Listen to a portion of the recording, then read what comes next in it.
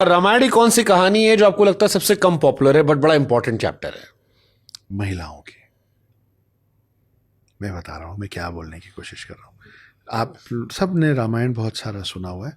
मैं ना आपको बहुत शॉर्ट में 5-6 मिनट में एक ऐसा रामायण सुनाता हूँ जो ना आपने ना आपके दर्शकों ने कभी नहीं सुना होगा। मैंने नाम दिया उसको सीतायन। ओके। है ना।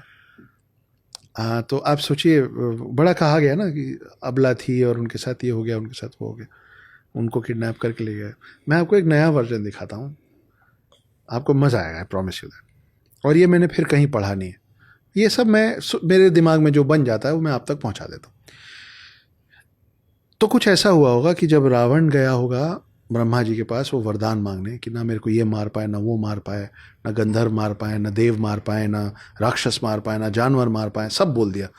तो ब्रह्मा जी ने बोला तुमने सब बोल दिया, मनुष्य नहीं बोला। तो रावण ने बोला था कि वो तुच्छ मानव मेरा क्या बिगाड़ लेंगे। कॉन्ट्रैक्ट में पहला क्लॉज आ गया बाबा कि रावण को वो मार सकता है जो ऑर्डिनरी हो, एक्स्ट्रा ऑर्डिनरी होगा तो नहीं मार सकता। मानव को तुच्छ होना पड़ेगा तभी वो रावण को मार पाएगा। करेक्ट, यही वरदान है। तो अब विष्णु जी को भेजने की तैयारी हुई होगी कि राम बन के जाइए। जब विष्णु जी यहाँ आने वाले होंगे, क्योंकि भगवानों को मालूम है आगे क्या होगा, उनको समझ में आया होगा बहुत गड़बड़ हो गया, हम तो इतना अच्छा आदमी बना के रेमंड दी कंप्लीट मैन भेज दिया हमने, रामचरितमानस संपूर्ण मानव, कि वो जो अपने पिता के वचन के लिए अपना राजपाट छोड़ रहा है, वो 7 समंदर पार जाके दूसरे के राज्य पे हमला करेगा? नहीं करेगा। कैसे कराएं? सब गए होंगे लक्ष्मी जी के पास, माते गड़बड़ हो गया, क्या हो गया, ऐसा ऐसा हो गया, बहुत ही अच्छा आदमी हो तो। बोले कोई बात नहीं, ये लिखा हुआ है क्लॉज में कि जो मारेगा that person has to be तुच्छ। तुच्छ कोई बुरा शब्द नहीं है, ऑर्डिनरी। लेकिन ये तो नहीं लिखा है ना कि उसके आसपास जो लोग होंगे उनको ऑर्डिनरी ना हो, तो एक्स्ट्रा ऑर्डिनरी हो सकते हैं। बोले हाँ हो सकते। बोले मैं जाती हूँ सीता बन के। नहीं नहीं नहीं आप मत जाइएगा। क्यों? क्योंकि रावण ने सारे 9 प्लैनेट्स को कंट्रोल कर रखा है। आप योनि से पैदा होंगे, आपका कुंडली बनेगा, वो जब चाहेगा बदल के आपका दिमाग फिरा देगा। बोले इतनी सी बात, मैं योनि से पैदा ही नहीं होंगी, मैं धरती से निकलूंगी। कैसे बनेगी कुंडली? और निकली, जनक की धरती पे निकली, जानकी हो गई। 6 साल की उम्र में परशुराम पहुंचे, पिनाका धनुष 21 बार क्षत्रिय विहीन करने के बाद जब उनको समझाया गया कि हो गया प्रभु, बख्श दीजिए, क्षत्रियों को मार चुके हैं आप जितना मारना था, तो राजा जनक को पिनाका धनुष देने आए, शिव जी का धनुष।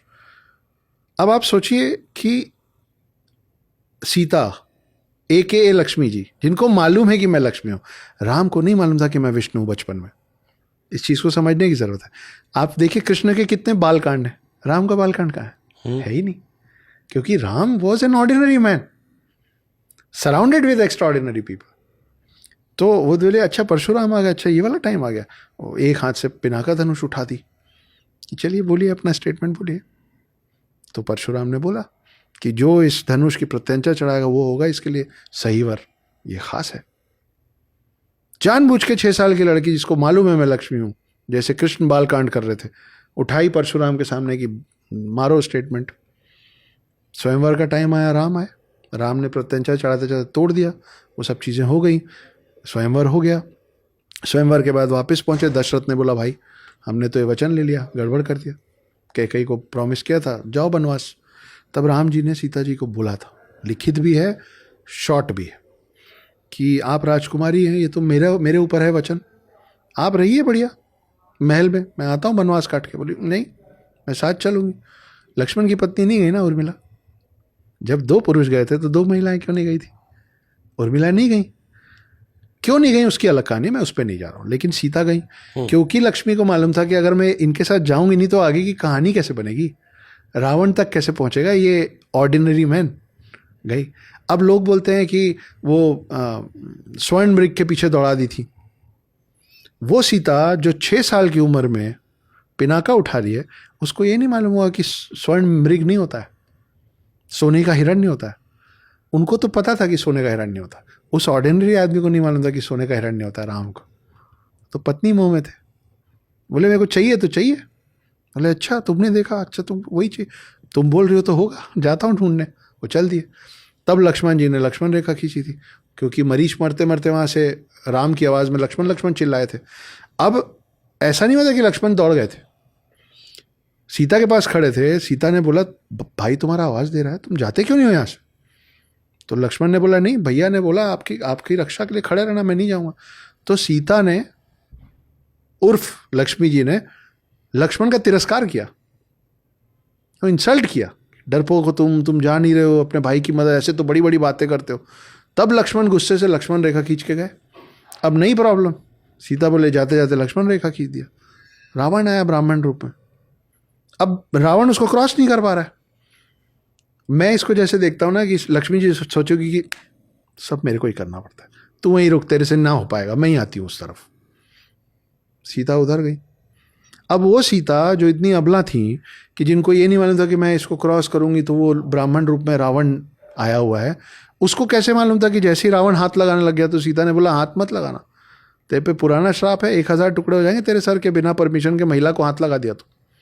इसलिए बिना छुए रावण लेके गया। कैसे गई साथ में? क्यों गई? वो जाएंगे नहीं तो राम वहां पर पहुंचेंगे कैसे?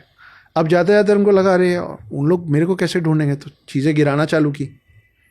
अंगूठी गिरा रही, बिछिया गिरा रही। बिछिया और पायल बंदर लोग उठा के लाए, लक्ष्मण जी को दिखाया, बोले ये। लक्ष्मण जी देखे रोने लग गए, बोले मेरी माँ का है।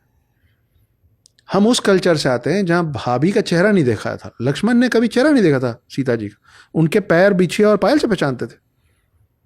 तो वो देखे तो रोने लग गए, मेरी भाभी माँ का, मेरी भाभी।